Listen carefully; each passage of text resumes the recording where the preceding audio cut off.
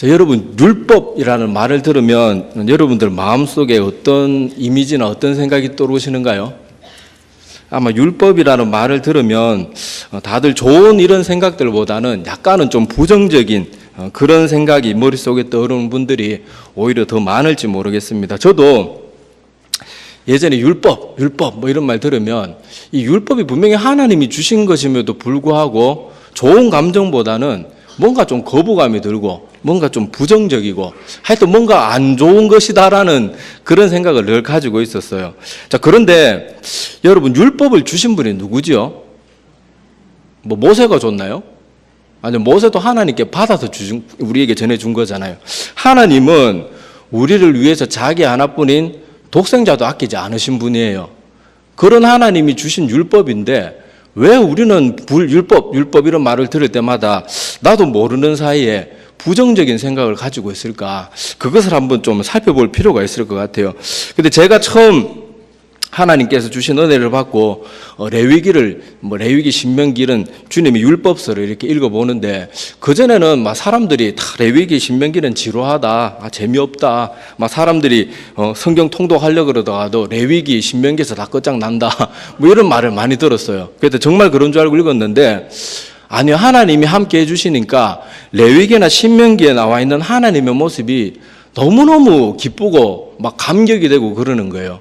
어떤 면에서 특히 제가 그랬는가 하면 당시 이스라엘 사회에서 사람들이 별 관심을 가지지 않았던 고아와 가부, 나그네 이런 사람들을 하나님께서는 그 절기나 뭐 이런 여러 가지 뭐 유월절이라든지 이런 절기의 법을 보면 항상 고아와 가부와 나그네, 뭐 객이라고 표현하기도 하고 그러는 사람들을 너희가 잊지 말고 챙겨라. 그런 말씀이 자주 나옵니다. 그리고 뭐 하나님의 일을 하느라고 세상 일을 할 수 없었던 레위인들, 너희들이 그 사람들하고 함께 즐기고 그 사람들을 소외시키지 마라. 하여튼 흔히 사람들이 소외될 수 있는 그 한 사람 한 사람까지 하나님께서 일일이 챙기시는 그 하나님의 모습을 보면서 물론 뭐 어떤 부분에서는 지루할 수 있는 부분이 없는 건 아니에요. 그런데 전체적으로 레위기나 이런 성경을 통해서 하나님의 그런 율법들을 보니까 너무 하나님이 기쁜 거예요. 내가 믿는 하나님이 너무 좋은 하나님이에요.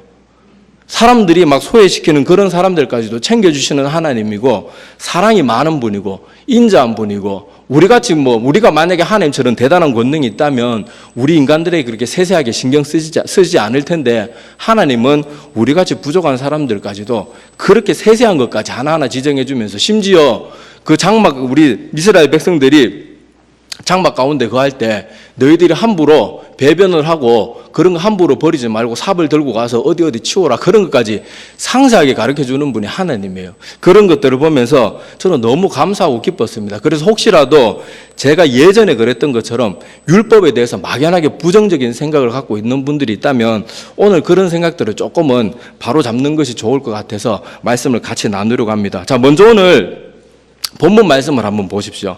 자, 오늘 본문의 말씀에 보면 이 시편 19편은 다윗이 쓴 시편입니다.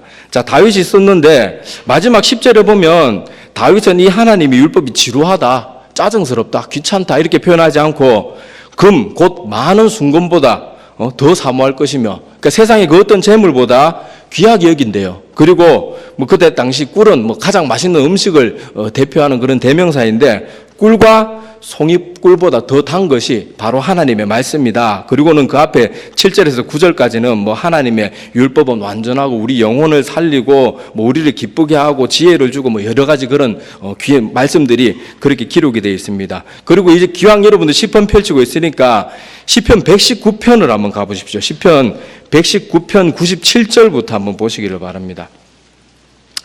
자, 거기서도 시편의 기자 여러분 알다시피 시편 119편은 되게 유명해요. 가장 긴 성경 중에서 가장 긴 장을 가지고 있는 게 시편 119편이고 또 시편 119편은 전체가 다 하나님의 법도를 찬양하는 그런 내용으로 이루어져 있습니다. 자, 시편 119편 97절에도 보면 이렇게 기록이 되어 있습니다. 내가 주의 법을 어찌 그리 사랑하는지요. 내가 그것을 종일 작은 소리로 읊조리나이다. 이렇게 기록이 되어 있고요. 또 조금만 내려가서 시편 119편 101절에서 103절에 보면 내가 주의 말씀을 지키려고 발을 금하여 모든 악한 길로 가지 아니하였사오며 주께서 나를 가르치셨으므로 내가 주의 규례들에서 떠나지 아니하였나이다. 주의 말씀의 맛이 내게 어찌 그리 단지요 내 입의 꿀보다 더 단이다. 이런 기록들이 있습니다. 자, 성경의 저자들은 하나같이 하나님의 율법을 사모하고 기뻐하는 그런 공통적인 모습을 갖고 있어요. 그런데 아까도 말했지만 우리는 율법이라 그러면 나도 모르는 사이에 부정적인 그런 생각들을 가지고 있습니다. 하나님이 주신 그 율법인데 왜 우리가 이런 생각을 가지게 되었을까? 그래도 먼저 그 원인들을 찾아보면은 이 율법에 대해서 부정적인 그런 우리가 생각을 가질 수 있도록 할 수밖에 없었던 그런 좀 역사적 배경들이 있어요. 자, 제일 먼저 여러분 하나님이 주신 율법을 부정적인 것으로 만들어버린 장본인들인데 그게 바로 바리새인들입니다. 바리새인들. 자, 바리새인들은 어떤 사람들인가 하면 지금 이 시대로 말하면은 경건주의 운동을 했던 열심히 그 일을 했던 사람들이에요. 그래서 이 사람들이 어떤 일을 했는가 하면 우리는 여호와 하나님을 열심히 잘 믿어야 된다. 철저하게 하나님의 법도를 따라서 살아야 된다. 그래서 하나님의 율법을 철저하게 지키려고 최선을 다했던 사람들이에요. 그리고는 그 율법을 조금이라도 더 잘 지키고 그 율법을 하나라도 어기지 않도록 하기 위해서 세부적인 사항들까지 전해가지고 성경에는 유전이라고 나오죠. 장로들의 유전 뭐 이런 말들 나오죠. 그래서 밥 먹기 전에 손 씻거라 뭐 그런 것들은 하나님의 율법에는 없습니다. 그냥 부정할 때 씻어라 그런 말은 있어도 밥 먹을 때마다 손 씻거라 그런 말은 없는데 그 사람들은 자기가 뭐 바깥에 나가서 시장 상인들을 만났다든지 아니면 자기도 모르게 부정한 사람들하고 접촉했을지도 모르니까 혹시라도 내가 부정한 소문으로 뭐 음식을 집어서 부정한 걸 먹으면 내가 어떻게 되는 거예요? 부정해지잖아요. 그런 것조차 미연에 방지하려고. 그러니까 이 사람들은 얼마나 철저하게 율법을 지키려고 했는지 몰라요. 그렇기 때문에 손 씻고 밥을 먹어야 된다. 그런 유전까지 만들어가면서 철저하게 하나님의 법도를 지키려고 애를 쓰고 최선을 다했던 사람이 바리새인들이에요. 그러면 그 시작은 어때요? 굉장히 좋은 시작이었죠. 그런데 이 사람들이 나중에 어떻게 되는가 하면 특권의식을 가지게 됩니다. 왜냐하면 자기들이 율법을 철저하게 지키고 경건하게 살다가 보니까 사람들이 어딜 가나 자기들이 인정해 줬거든요. 그리고 가르침을 받으려고 하고 그러다 보니까 자기도 모르게 어느 정도 힘이 생겨나기 시작하는 거예요. 그러고는 이제 그거를 겸손한 마음으로 내가 이러면 안 되는데 이런 식으로 그걸 돌이켰어야 되는데 그게 반복되다가 보니까 그만 교만의 길로 빠진 거예요. 그래서 나는 이렇게 하나님 잘 믿고 이렇게 율법 잘 지키는데 저 인간 세리 창기 저것들은 뭐 하는 것들이야? 감히 저런 것들이 교회 나서 예배 드린다고 이런 식으로 교만에 빠지기 시작한 거예요. 그래서 하나님의 율법을 하나님을 바르게 섬기는 데 사용한 게 아니고 어느 순간부터 다른 사람들하고 자기들을 비교하고 판단하고 정죄하는 일에 하나님의 율법을 쓰기 시작한 거예요. 그리고는 더 나아가서 우리가 잘 알다시피 나중에는 누구까지 정죄합니까? 하나님의 아들, 율법을 자기에게 만들어주신 그 하나님 자체를 자기들에게 주어진 그 창조주 하나님, 율법의 제정자까지 지들이 율법으로 막 판단하고 재단하고 오만 난리를 치는 거예요. 그러니까 예수님 이 땅에 오셨을 때도 이 바리새인들의 잘못된 율법주의를 바로잡아주기 위해서 여러 번 책망하시기도 하고 타이르기도 하고 그러셨어요. 그런데 결국 어떻게 돼요? 돌이킵니까? 돌이키지 않죠. 그래서 사람을 여러분들 어떤 사람이 경건하고 대단한 것 같다고 너무 칭찬하면 그 사람을 망치는 길이 될 수 있습니다. 정말 우리가 조심해야 되는 일이에요. 자, 어쨌든 간에 이렇게 바리새인들은 그만 자기들이 하나님의 율법을 잘 지키는 그것 때문에 교만해지게 되고 그것을 가지고 다른 사람을 판단하고 정죄하다가 예수님까지 십자가에 못 박게 되고 자, 우리가 그런 것들을 자꾸 보다 보니까 율법에 대해서 어떤 생각을 가지게 돼요? 율법 저거 잘못했다가 사람 죽이는 거 심지어 하나님 거역하는 일이 되겠구나. 이런 나도 모르는 부정적인 이미지가 쌓입니다. 자, 그리고 또 하나는 로마서의 내용 때문에 우리가 또 그런 모습을 가질 수 있어요. 로마서를 자세히 읽지 않고 이렇게 피상적인 내용으로 이렇게 대충 읽다가 보면은 로마서는 하나님의 율법은 다 필요 없는 것이고 오직 믿음으로만 구원받기 때문에 우리가 율법에 너무 빠져서는 안 된다. 이런 식으로 이해할 수 있는 경향이 있어요. 근데 자세히 보면 그런 내용은 아닙니다. 아닌데 우리가 그냥 마냥 대충 그냥 은근슬쩍 넘어가고 오직 믿음으로 이런 말들만 자꾸 듣다가 보면은 그런 생각을 가질 수가 있어요. 근데 로마서가 쓰여지는 배경이 어떤 배경인가 하면 그때 로마 교회 당시에 많은 이방인들도 있었고 또 유대교에서 회심한 유대교 출신의 크리스찬들도 많이 있었어요. 그런데 그 유대교에서 회심한 사람들이 이방인 회심자들에게 어떤 주장을 펼쳤는가 하면 예수 그리스도를 믿어야지 구원받는 것도 맞는데 우리는 옛날에 할례 받아야 된다는 것도 배웠다. 그러니까 너희들이 온전히 구원받기 위해서는 예수님도 믿어야 되고 할례도 받아야 된다. 그걸 막 강조하기 시작한 거예요. 그래서 사도 바울은 여러분 우리가 할례 받는다고 구원받습니까? 이스라엘 백성들 중에 할례 받고도 멸망에 이른 사람이 얼마나 많아요. 우상숭배에 빠져가지고. 할례가 우리를 구원해 주는 게 아니거든요. 그런데 지금 예수님께서 세워주신 초대교회에 유대교에서 회심한 사람들이 많은 이방인들에게 그런 잘못된 가르침을 계속해서 퍼뜨리니까 이 사도 바울이 이걸 바로 잡아야 돼요? 안 잡아야 돼요? 바로 잡아야 되죠. 그렇다가 보니까 이 사도 바울이 비판한 것은 율법 자체를 비판한 거 아니에요. 그 할례를 받아야지 구원받을 수 있다는 율법주의를 비판한 거예요. 근데 우리는 로마서 그냥 막연히 듣다가 보면 오직 믿음만 중요하고 율법은 뭐 무조건 잘못된 것처럼 잘못하다 그런 이해를 가지기 쉬운 그런 경향이 있습니다. 그리고 마지막으로 이 종교개혁자들이 가졌던 그런 모습들 때문에 또 그런 생각을 가질 수가 있는데 우리 종교개혁을 처음 시작했던 사람 우리 뭐 세계사 시간에도 많이 배웠지만은 마틴 루터를 통해서 95개조 반박문 그 성당문에 붙이면서부터 종교개혁이 시작되었죠. 근데 루터가 어떻게 회심하게 되었는가 하면 루터는 원래 목사님 아닙니다. 루터는 원래 어떤 사람이에요? 가톨릭 사제였습니다. 사제. 그리고 수도원에서 수도 생활도 열심히 했던 사람이에요. 근데 그 루터는 굉장히 철저한 사람이었어요. 그래가지고 수도원 생활할 때도 자기가 조금이라도 죄를 지으면 수도원장 찾아가가지고 제가 방금 이런 나쁜 생각을 했습니다. 아이고 전 죽일 놈입니다. 맨날 고해를 해가지고 심지어 수도원장이 야 루터야 앞으로는 너 고해 성사할 것 좀 몰아서 가져와라 이렇게 말할 정도로 그렇게 철저하게 자기의 마음에 조금이라도 나쁜 생각이나 옳지 않은 생각이 떠오르면 바로바로 고해를 성사를 하고 철저하게 자기 마음을 다스렸던 사람이에요. 그리고는 여러분 알다시피 수도원 생활이 뭡니까?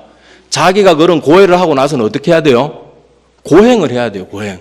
그래가지고 뭐 무릎으로 계단을 오르기도 하고 뭐 하여튼 이런저런 고행을 했는데 아무리 그런 걸 해도 루터 마음에 평안이 찾아오는 게 아니고 더 점점 깊은 절망감만 찾아오는 거예요.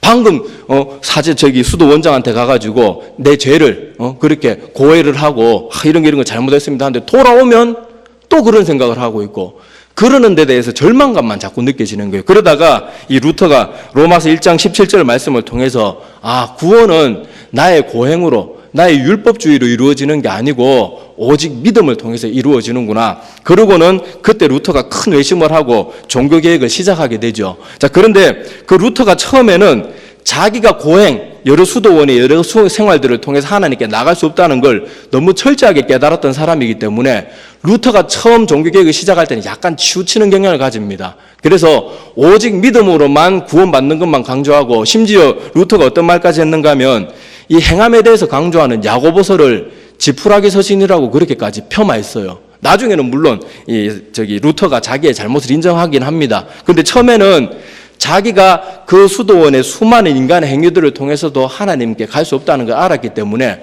약간 치우친 그런 생각을 많이 설파하게 되었어요. 그리고 그런 루터의 가르침들이 지금도 우리에게 종교개혁자들을 통해서 전해지다가 보니까 오직 믿음만 중요하고 율법을 지키는 우리 인간의 모습이 행위가 조금이라도 드러나는 것에 대해서는 우리가 나도 모르는 사이에 부정적인 생각을 가지게 되었던 것들이 바로 역사적인 이런 배경들을 가지고 있습니다. 자, 그런데 여기서 조심해야 될 게 뭔가 하면요. 율법과 율법주의를 구분하는 모습이 반드시 필요해요. 아까 말했던 역사 속에서 바리새인들이 잘못했던 것도 율법 자체가 잘못된 거 아니죠. 그 사람들이 율법을 잘못 사용한 율법주의가 잘못된 거예요. 자, 로마서에서도 사도 바울이 비판하고 있는 것은 율법이에요. 율법 자체를 비판하지 않았습니다. 할례 받아야 구원받을 수 있다고 말하는 잘못된 율법주의를 비판한 거예요. 그리고 루터도 뭘 비판한 거예요? 하나님이 율법 자체를 비판한 게 아니고 인간의 행위로 율법을 잘 지키면 구원받을 수 있는 것처럼 뭐 고행을 많이 하면 구원받을 수 있고 재용서 받을 수 있는 것처럼 그런 잘못된 율법주의에 빠진 신앙관들을 계속해서 비판한 건데 우리는 율법주의를 비판한 것조차도 지금 이 시대에 와서는 어떻게 받아들이는가 하면 율법 이꼴 뭔가 부정적인 거, 율법 이꼴 뭔가 나쁜 거, 뭔가 하나님을 대적하는 거, 뭔가 우리가 오직 믿음으로 구원받는 일에 방해를 주는 거. 이런 식으로 우리가 나도 모르는 사이에 그런 생각들에 빠져 있는 거예요. 근데 다시 말씀드리지만 율법을 주신 분이 누구라고요? 하나님이요. 하나님은 독생자도 아끼지 않은 분 그 하나님께서 우리에게 왜 옳지 않고 부정적인 걸 왜 주시겠어요? 그게 절대로 아닙니다. 그래서 우리가 하나님께서 주신 율법은 바로 하나님께로부터 왔기 때문에 그 자체로 너무 선하고 좋은 것이에요. 그래서 이 율법의 선한 율법에 대해서 우리가 바로 알아야 되는 그런 모습들이 필요합니다. 그래서 율법은 하나님께도 주신 우리에게 인간에게 주신 하나님을 바르게 섬길 수 있는 여러 가지 법도들과 여러 가지 체계들을 구체적으로 기록해서 우리에게 남겨준 게 율법이에요. 그러니까 좋은 거예요. 하나님을 바르게 섬길 수 있는 걸 알 수 있잖아요.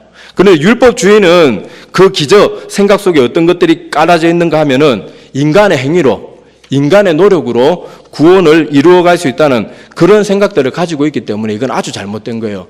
여러분, 우리 힘으로 인간의 행위로 구원에 이를 수 있습니까? 못 이릅니다. 이거는 신약에서 말하는 게 아니고 이미 구약에서 말하고 있어요. 자, 우리 성경 한번 찾아볼게요. 창세기 15장 5절에서 6절입니다. 창세기 15장 5절에서 6절.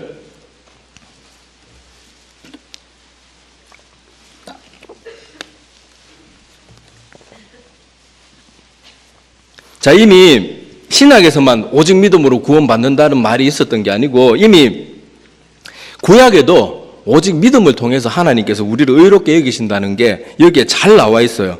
자, 창세기 15장 5절에서 6절을 우리 한번 다 빨리 찾으신 분 한번 같이 읽어보겠습니다. 자, 시작.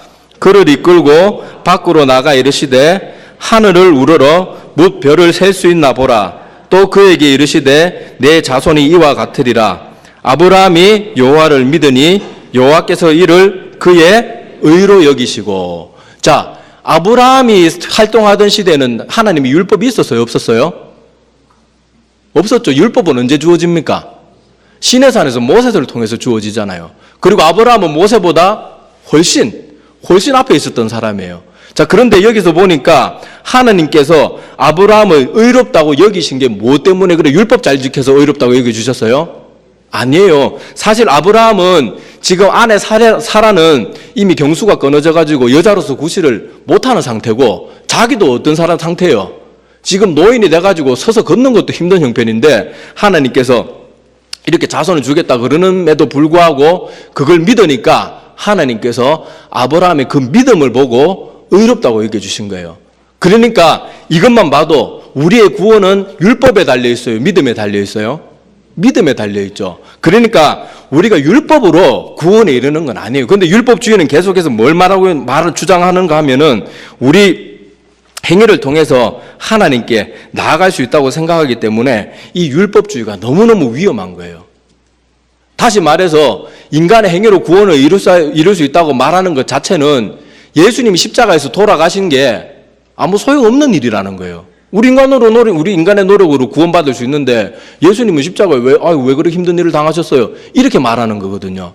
그러니까 이거는 예수님의 십자가 대속을 정면으로 대적하는 것이고 이건 절대 성경적이지 않습니다. 겉으로는 율법 잘 지키는 게 대단한 것처럼 보이지만은 하나님을 섬기기 위한 그런 율법을 지키는 그런 게 아니고 내 구원을 이루어가기 위해서 뭔가를 하는 것은 이렇게 하나님을 오히려 대적하는 일이 되고 말아요. 자, 그런데 율법은 하나님께서 우리 인간들에게 그러니까 자기의 택한 백성들에게 하나님을 바르게 섬길 수 있도록 우리에게 자세히 가르쳐 주신 안내서와 같은 거예요. 안내서와 같은 거. 자, 그래서 다시 말씀드리면 우리는 행위로 구원받는 건 아니에요. 그죠? 그런데 우리 인간이 하나님께로 구원받은 그 중요한 이유 중에 하나는 바른 행위를 위해서는 구원받은 게 맞아요. 이렇게 말하면 전 목사님 왜 또 이상한 행위구원론자인가 이렇게 생각할지 모르겠는데 아닙니다. 자, 성경에 보면 디도서 2장 14절 말씀에 보면 이렇게 기록이 되어 있습니다. 자, 그가 우리를 대신하여 자신을 주심은 모든 불법에서 우리를 속량하시고 우리를 깨끗하게 하사 선한 일을 열심히 하는 자기 백성이 되게 하려 하심이라 이렇게 기록이 되어 있어요. 자, 예수님이 우리를 구원하신 목적이 뭐라고요? 하나님의 선한 일을 대충도 아니고 열심히 하는 하나님의 친백성을 삼으시기 위해서 우리를 구원하셨대요. 그러니까 우리가 행위로 구원받는 건 아니지만 우리가 구원받은 이유는 뭐예요? 하나님의 뜻을 열심히, 하나님의 선한 일을 최선을 다해서 열심히 감당하기 위해서 구원받은 거예요. 그러면 하나님의 선한 일이 어떤 것인지 우리 어떻게 할 수 있어요? 어떻게 할 수 있어요? 하나님이 안 가르쳐 주시면. 근데 다행히 하나님이 안 가르쳐 주신 게 아니고 하나님은 바로 선한 일이 무엇인지, 하나님을 어떻게 섬겨야 되는지 하나님 스스로 율법을 통해서 우리에게 다 가르쳐 주셨어요. 그래서 우리는 하나님을 섬기는 방법을, 그리고 또 하나님이 무엇을 기뻐하고 무엇을 싫어하는지를 오직 하나님의 율법을 통해서만 알아나가야 됩니다. 그렇지 않으면 내 마음대로 이렇게 하면 하나님 기뻐하시겠지, 이런 것도 하나님 좋아하실 거야, 이런 식으로 하나님을 섬기는 것은 하나님을 바르게 섬기는 게 아니고 우상숭배예요. 우상숭배. 우리는 하나님이 우리에게 정해주신 대로 믿고 정해주신 대로 순종하고 정해주신 법도대로 따르는 그것이 바로 하나님이 기뻐하시는 모습입니다. 자, 이렇게 보니까 하나님의 율법이 얼마나 중요해요. 그죠? 하나님이 어떻게 섬기는가를 미리 다 가르쳐 주셨잖아요. 자, 이게 얼마나 고마운 일인지 잘 이해가 되지 않으면 제가 예를 한번 들어볼게요. 자, 우리 인간은, 사탄은 하나님을 알아요. 그죠? 그런데 우리 인간은 얼마나 그 영이 철저하게 파괴되어 있는지 하나님이 가르쳐 주지 않으면 하나님의 존재 자체도 알 수 없고 하나님이 어떤 분인지도 알 수 없고 하나님을 어떻게 생각해야 될지도 모르는 그런 존재가 타락한 우리 인간의 모습이에요. 어떻게 보면 사단만도 못한 게 우리 인간의 모습이에요. 근데 하나님께서는 우리 인간에게 율법을 주셔가지고 한 줄기 빛이 되어 주셨어요. 자, 그러니까 이걸 예로 들자면은 만약에 과거에 이스라엘 백성들에게 하나님의 율법이 주어지지 않고 이스라엘 백성들이 하나님을 섬긴다고 생각해 봅시다. 그러면 그들이 하나님을 섬기는데 반드시 바르게 섬길 수 있었을까요? 그때 당시 고대 근동지방에서는 신을 어떻게 섬겼는가 하면 여러분 성경에도 나오잖아요. 인신제사. 자기 자식을 산채로 불태워서 신에게 바쳐요. 근데 하나님은 그건 너무나도 싫어한다고 율법이 가르쳐줬죠. 그리고 바알신이나 아세라 신을 숭배하는 사람들은 어떻게 섬겼어요? 신 앞에서 온갖 음란한 짓을 하는 게 신을 기쁘게 하고 신을 자극한다고 그렇게 생각하고는 오만 난잡한 짓을 다 했어요. 근데 만약에 하나님의 율법이 주어지지 않은 상태에서 이스라엘 백성들이 하나님 섬긴답시고 인신제사를 바치고 바알을 섬기듯이 음란한 짓을 하면 하나님이 어떻게 했어요? 그들의 제사를 기쁘게 받겠습니까? 진노하셔가지고 그냥 다 엎어버리실 거예요. 이것들이 지금 뭐하고 있는. 근데 하나님은 인격적인 하나님, 좋으신 하나님, 친절한 하나님이기 때문에 하나님이 뭘 좋아하고 뭘 싫어하고 나에게 제사를 드릴 때는 어떻게 드려야 되고 너희들은 나를 어떻게 섬겨야 되고 너희들이 일상생활 가운데서 무엇을 어떻게 해야 되는지를 친절하게 하나하나 조목조목 하나하나 다 써주셨어요. 너무나도 친절하게. 근데 우리는 너무나 친절하게 써주니까 아이고 항목이 너무 많다고 아이고 이게 뭐가 많어 아이고 귀찮아 왜 이렇게 하는데 그게 아니에요. 사실 사랑이 많으면 많을수록 더 친절하게 되는 거예요. 여러분도 목사님들이 설교 길게 한다고 막 짜증내지 마세요. 하나라도 더 가르쳐주고 하여튼 뭐라도 좀 더 전해주려고 그러는 거예요. 뭐 그렇다고 뭐 저 말이 빠른가 빨리 끝낼 수 있으니까 그런 괜찮지만은 그런 거하고 너무 그렇게 하시지는 마시기를 바랍니다. 하여튼 간에 자, 하나님이 우리를 너무너무 사랑하셔가지고 그렇게 무엇인가를 세세하게 전해주셨어요. 그리고는 우리가 그 율법이 있기 때문에 우리가 하나님 앞에 나갈 때 실수하지 않고 하나님을 잘 섬길 수 있는 거예요. 그러니까 하나님이 우리에게 율법을 주셔가지고 자기 스스로를 계시하는 것은 하나님과 우리 인간 사이의 관계의 모든 불확실성을 다 제거해주는 그런 모든 어둠을 걷어주는 빛과 같은 존재가 되는 거예요. 우리가 하나님 섬기는데 아무런 지식도 없고 아무런 정보도 없다. 그러면 하나님 앞에 나갔을 때마다 얼마나 불안하겠어요. 과거에는 여러분 제사장이 지성소에 들어갔다가 까딱 잘못하면 목숨을 잃는데 그런 하나님 앞에 아무 정보도 없이 나가서 제사를 드려야 되고 하나님 섬겨야 된다 그러면 우리 마음이 어떻겠어요? 하나님 앞에 설 때마다 우리 마음이 얼마나 불안하겠어요. 그리고 또 그 불안은 걱정을 가져오게 되고 걱정이 많아지면 하나님을 사랑해야 되는 게 아니고 하나님을 두려워하게 됩니다. 그런데 그런 믿음은 진짜 믿음이 아니죠. 그런 믿음은 사단이나 어둠의 세력들도 가지고 있는 그런 하나님의 존재 인식밖에 되지 않는 거예요. 그러니까 하나님이 우리에게 율법을 왜 주셨겠어요? 우리가 하나님을 바르게 섬길 수 있도록. 그리고 율법을 통해서 너희가 섬기는 하나님이 내가 어떤 존재인지를 알아야 된다. 그런 걸 친절하게 하나하나 다 가르쳐 주신 거예요. 그러니까 하나님이 우리에게 자세하게 무엇인가를 알려주는 것은 너무너무 고맙고 감사한 일이에요. 그죠? 제가 예전에 섬기던 교회에서 이제 사임하고 이제 다른 교회로 옮기게 되었어요. 근데 섬기던 교회 집사님들이 이제 가는데 따뜻한 밥 한 끼라도 대접하고 싶다고 어떤 식당으로 오래요. 그래가지고 제가 갔습니다. 갔는데 이미 요리를 다 시켜놨어요. 근데 요리를 시켜놨는데 그 요리가 굴 요리였습니다. 굴. 근데 저는 굴을 잘 못 먹어요. 근데 시켜놨는데 어떡하겠어요? 그걸 억지로 막 오바이트 쏠리는데 막 억지로 참고 먹었습니다. 그런데 평소 뭐 여기 계신 분들도 아시겠지만 제가 요새는 그래도 조금 양이 줄었는데 예전에는 제가 보통 밥을 2그릇, 3그릇은 기본으로 먹었어요. 근데 그걸 아는 집사님들이 아이고 뭐 잘 먹네요 하면 또 더 주는 거예요. 얼마나 괴로워요. 그러니까 서로에 대한 이렇게 정보가 없으면 그 귀한 시간이 내 평생 잊혀지지 않는 아주 고통스러운 시간으로 변질되고 마는 거예요. 그러니까 하나님이 율법을 주시지 않으면 우리도 하나님을 섬기는 가정 가운데 그런 잘못된 일이 생길 수 있다는 거예요. 그런데 하나님은 인격적이고 우리가 얼마나 무식하고 얼마나 연약한 존재고 얼마나 쉽게 변질되는 존재라는 걸 잘 알기 때문에 어떻게 섬겨라는 법도 외에도 어떻게 하면 너희들이 믿음을 잃지 않고 신앙생활을 잘할 수 있는 것까지 세세한 것 하나까지 다 가르쳐 주신 거예요. 그러니까 하나님의 율법은 이렇게 서로에 대해서 잘 모르고 불확실성 가운데 있는 하나님과 우리의 관계 가운데 확실성을 가져오는 아주 하나님이 기뻐하시고 하나님이 우리 가운데 주신 기뻐하고 좋아할 만한 그런 지식이고 정보고 너무나도 고마운 하나님의 손편지와 같은 그런 것들이에요. 자, 여러분들 사랑하는 사람이 생기면 그 사람이 어떤 음식을 좋아하고 어떤 식당 분위기를 좋아하는 걸 내가 딱 파악하면 어떻게 해요? 몰래 그런 식당 이야기해놨다가 어디로 오라 그래가지고 감동을 주고 그러잖아요. 다 그런 것도 어디서 기반되는 거예요? 그 사람에 대해서 뭔가 알아야 되는 거예요. 그런 것처럼 하나님이 우리에게 율법을 주신 것은 바로 그런 중요한 이유들이 있고 너무나도 감사한 일이 되는 거예요. 자, 오늘 시간이 뭐 정해져 있어가지고 제가 한 2가지밖에 유익한 걸 살펴보지 않을 텐데 방금 알아본 첫 번째는 하나님이 하나님 스스로에 대한 정보를 우리에게 주셔가지고 우리가 하나님을 섬길 때 우리에게 주어질 수 있는 모든 불확실성을 걷어내는 하나님과 관계를 더 돈독하게 해줄 수 있는 그런 중요한 이정표가 된다는 게 첫 번째 율법의 유익입니다. 자, 두 번째는 뭔가 하면 하나님의 율법은 우리 인간들을 지켜주는 든든한 보호막이 돼요. 자, 여러분 우리 십계명 같은 거 보면은 하나님께서 다른 신을 섬기지 마라, 우상 숭배하지 마라, 뭐 이런 말들 많이 그렇게 기록해 두셨잖아요, 그죠? 자, 그런 것들 그리고 뭐 안식일을 지켜야 되고 뭐 도적질하지 말고 살인하지 말고 뭐 여러 가지 법도들이 있어요. 자, 그런 법도들을 지키면 인간에게 손해가 되겠어요, 유익이 되겠어요? 다 우리에게 득이 돼요. 우리가 만약에 니들이 알아서 하나님 섬겨라 그러고는 뭐 일주일에 한 번 그렇게 안식일 지키라 그러는데 그런 명령도 우리가 그냥 아유 뭐 귀찮아서 안 할 거예요 이런 식으로 예배도 잘 안 드리고 그러면 우리가 우리 믿음 지킬 수 있겠습니까? 그리고 살인하지 말라고 기록되어 있는데 우리가 그냥 기분 나쁘다고 가서 그냥 마음에 안 드는 것들 다 죽여버리면 나도 언젠가 피해자가 될 수 있잖아요.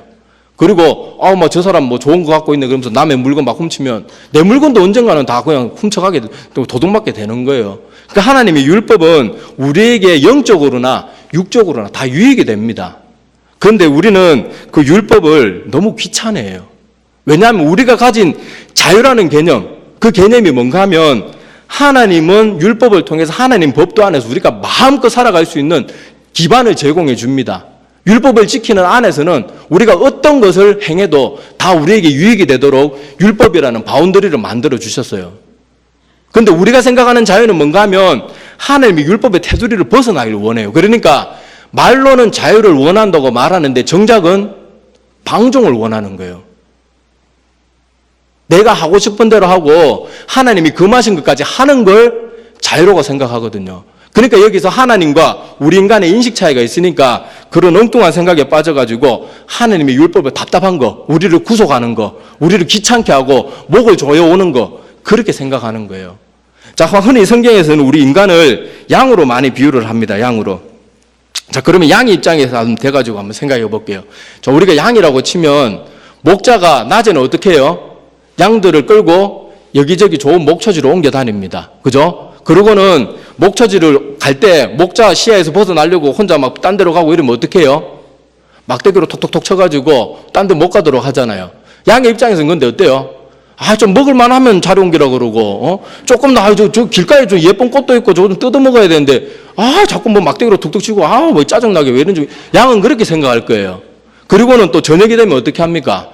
저녁에라도 좀 자유시간 줄 줄 알았는데, 집에 돌아와서는 그 목장에 울타리 안에 딱 가두고는 탁 자기들 못 나가게 하는 거예요. 그 양은, 우리 목자는 정말 우리 자유를 인정을 안 해줘. 막 그러면서 얼마나 싫어하고 답답해 하겠어요. 근데 정작 목자는 양을 싫어해서 그렇게 하는 게 아니죠. 양이 지 멋대로 양이 어디로 이동하는데 혼자 저 다른 데로 가게 내버려 두고 밤에 울타리도 없는 그냥 초원 한복판에 그냥 양들을 던져 놓으면 어떻게 되겠어요? 양이 그냥 가만히 놔두면 그냥 다 맹수한테 다 잡아먹힐 거 아니에요. 목자는 얼마나 힘들겠어요. 이거 울타리 울타리 만들 재료도 사야 되고 울타리 만드는 게 보통 일입니까? 얼마나 힘들겠어요. 근데 왜 그렇게 해요? 양들을 지켜주기 위해서. 양들이 자기와 함께 있는 동안에는 마음껏 자유를 누리고 포동포동 이쁘게 잘 자라도록 최선을 다하고 있는 거예요. 근데 양의 입장에서는 그게 귀찮을 수 있는 거예요. 우리 인간도 똑같아요. 하나님은 자기의 모든 노력을 아끼지 않고 우리를 잘 지켜주시기 위해서 최선을 다해주고 심지어 자기 하나뿐인 아들까지 아끼지 않으시는데 우리는 그걸 귀찮게 생각해요. 너 함부로 막 살아서는 안 된다. 육신의 정욕을 쫓아서 네 하고 싶은 대로 다 살면 안 된다. 이러는 걸 가지고 답답해. 왜 저렇게 답답한지 몰라 하나님은.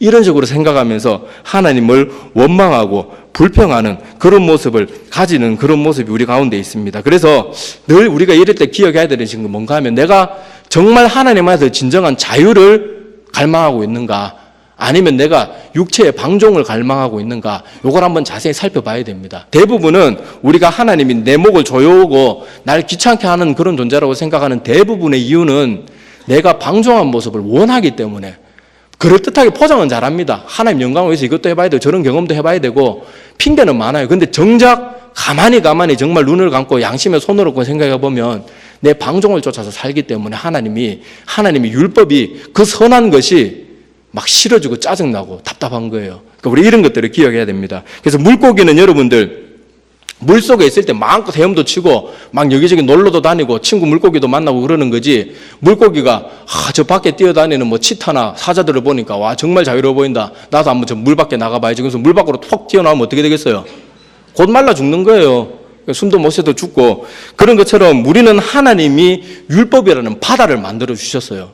그리고 우리는 그 바다 속에서만 마음껏 헤엄치고 마음껏 자유롭게 살 수가 있어요. 근데 우리는 계속 뭘 갈망하는가 하면 바다 바깥, 냇가 바깥, 강변 이런 걸 자꾸 그렇게 거기는 가면은 맹수한테 잡아먹히든지 아니면 말라 죽든지 그렇게 할 수밖에 없는데 계속 그것을 갈망하면서 하나님이 주신 큰 바다에서 자유를 누리지는 못하고 그 자유에 감사하지는 못하고 불평하다가 인생이 자꾸 가버리는 거예요. 그러니까 우리가 하나님의 율법은 이렇게 우리에게 유익을 주는 거예요. 그 외에도 많은 유익은 다음에 또 기회가 되면 더 알아보겠습니다. 자, 근데 오늘 크게 말씀을 정리하자면 두 가지 정도로 알아봤는데 하나님은 우리에게 하나님에 대한 정보를 주셔가지고 하나님과 우리 인간관계 사이 속에 모든 불확실성들을 다 제거해 주셨어요. 그래서 우리는 하나님을 바르게 섬길 수 있고 기쁘게 섬길 수 있고 시행착오 없이 섬길 수 있고 하나님을 높여드릴 수 있는 그런 모든 방법들을 율법을 통해서 알게 되는 거예요. 그러니까 하나님의 법도는 너무 소중한 것입니다. 그리고 하나님이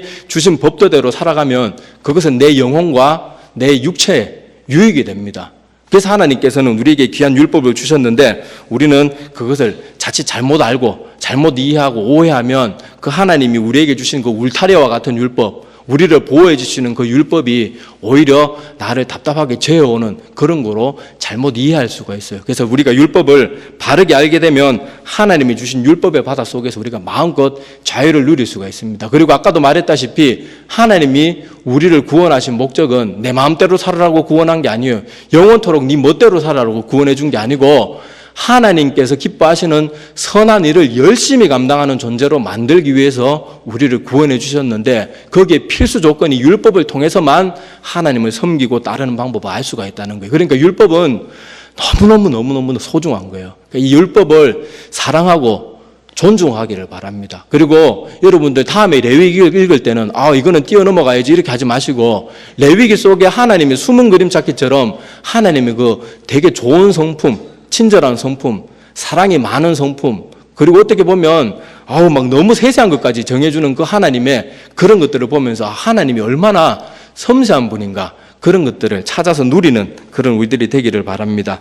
자, 오늘 말씀은 마지막 신명기 모세의 마지막 유언과도 같은 말씀을 제가 읽어드리고 말씀을 마치겠습니다.